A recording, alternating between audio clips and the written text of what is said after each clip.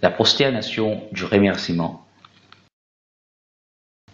L'islam préconise à l'homme de se prosterner en guise de remerciement lorsqu'il lui arrive un événement heureux. Selon un rapport d'Abu Bakr, qu'Allah soit satisfait de lui, que le prophète, paix et salutations d'Allah sur lui, lorsqu'il lui arrivait un événement heureux ou qu'on lui annonce une bonne nouvelle, il se prosternait en guise de remerciement à Allah, exalté soit-il. Et dans la prosternation du remerciement, le musulman fait le takbir avant qu'il se prosterne. Et il dit « Gloire à mon Seigneur le Très-Haut » et loue Allah et le remercie pour tout ce qu'il lui a donné comme bien. Ensuite, il se relève de sa prosternation sans takbir et sans faire le salam. La prosternation de la récitation du Coran. L'islam a aussi préconisé la prosternation de la récitation du Coran quand le lecteur récite un verset où il y a de prosternation, que ce soit dans la prière ou en dehors. Il a été rapporté par Ibn Omar, qu'Allah soit satisfait de lui, qu'il a dit « Le prophète, paix et salutations d'Allah sur lui, nous lisait une sourate contenant un verset de prosternation, et il se prosternait, et nous en faisions de même.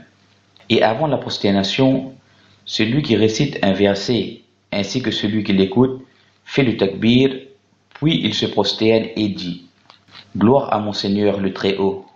Puis il fait des invocations en disant « Mon visage s'est prosterné à celui qui l'a créé, et lui a accordé son nuit et sa vue par sa puissance et sa force. » Et il dit aussi « Ô Allah, écris-moi à travers elle, à travers cette lecture, une récompense. Décharge-moi par elle d'un fardeau, mets-la pour moi de côté auprès de toi, et accepte-la de moi, comme tu l'as accepté de ton serviteur Daoud. » Ensuite, il doit faire le takbir et se relève de la prosternation s'il était dans une prière. Et s'il n'y était pas, alors qu'il se relève sans takbir ni taslim. Les savants disent que lorsqu'un voyageur sur sa monture lit un verset de prosternation, il doit descendre et fait la prosternation.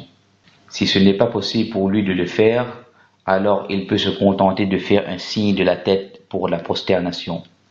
Si celui qui récite le verset le répète plusieurs fois, il peut se contenter d'une seule prosternation.